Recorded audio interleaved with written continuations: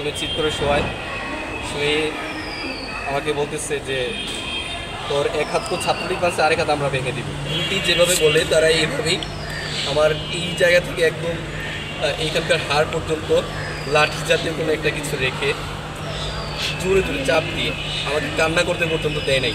তোর তথ্য আমরা অনেক দিন যেমন শুনেছি তোর ক্যাম্পাস থেকে তোর কয়েকজন স্যার এবং স্টুডেন্ট আমাদেরকে তোর কথা আগেই বলেছে, তুই জঙ্গি, তুই ছাত্র শিবির, কথা বলবি না, চুপ থাক, যা করছি তা আমাদের উপর থেকে নির্দেশ, আমাদের পক্ষে।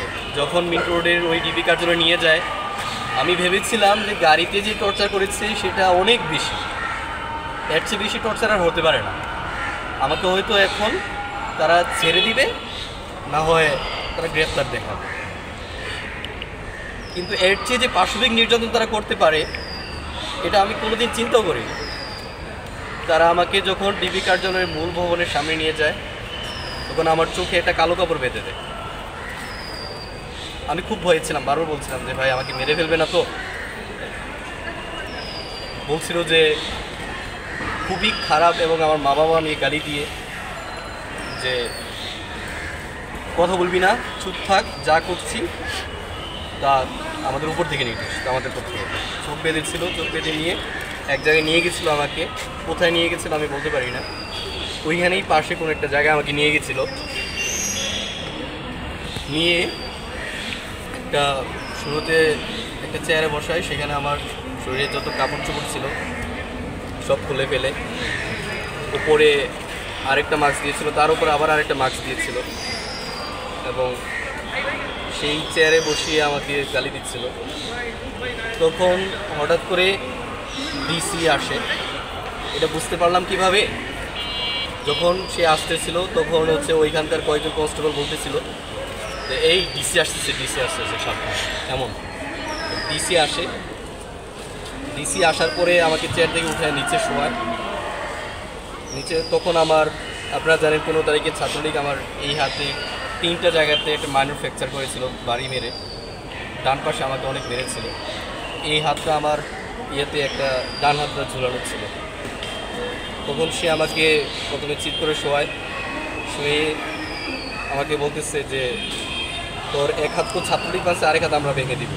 যাই হোক, এই নাভি নিচ থেকে এই হাঁটু পর্যন্ত, হাঁটুতে অনেক বাড়ি মেরেছে। আমি তো আসলে আমার ওইখানে সমন্বয়কের মধ্যে একজন সমন্বয়ক ভাই ছিলেন, ডাক্তার যখন এগুলো দেখছিলেন তখন ভাই এগুলো দেখেছেন।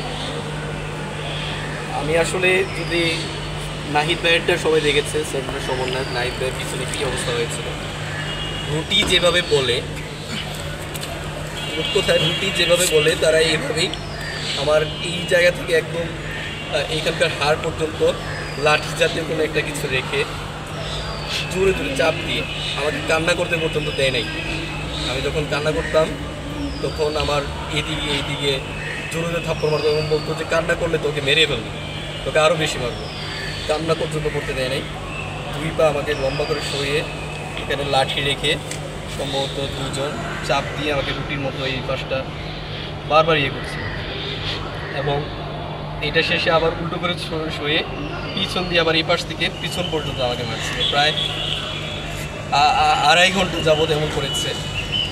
পরে হাত দুটো লম্বা করেছে, আমার বাঙা হাত এইভাবে ছিল, এই হাতটা লম্বা করে এইখানে সম্ভবত লাঠি জাতীয় একটা কিছু দিয়ে এই হাতের গিয়েতে চাপ দিয়ে ধরেছে। আমার না দমটা বের হয়ে আসতেছিল। তখন আমি ভাবতেছিলাম যে হয়তো মানে আমি আর বাংলাদেশ নামক বাংলাদেশ মানুষের সামনে আমি পড়ি নাই, এরা মানুষ না যারা আমাকে টর্চার করছে। এরা বারবার আমার মা বাবা নিয়ে এত গালি দিচ্ছিল, খুবই বাজেভাবে।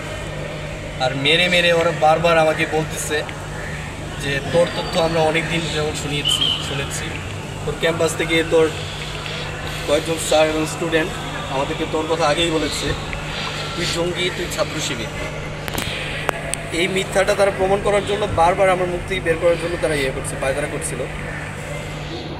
শেষ পর্যন্ত তারা এইটা না পেরে আবার বলা শুরু করেছে, তুই ছাত্রদল করিস, তোর পিছনে যারা ছিল ওখানে সব ছাত্রদল। এটা বলতে বলতে আমাকে আসলে আবারও বলতে হয় নাহিদ ভাইয়ের কথা। আমি তো সামনের অংশ দেখতে পারতাম, সামনের অংশটা কালো হয়ে এমন হয়েছিল যে আমি ভেবেছিলাম যে আমার হয়তো নিচের এই পাশটা আমার পচে যাবে বা কেটে ফেলতে হবে।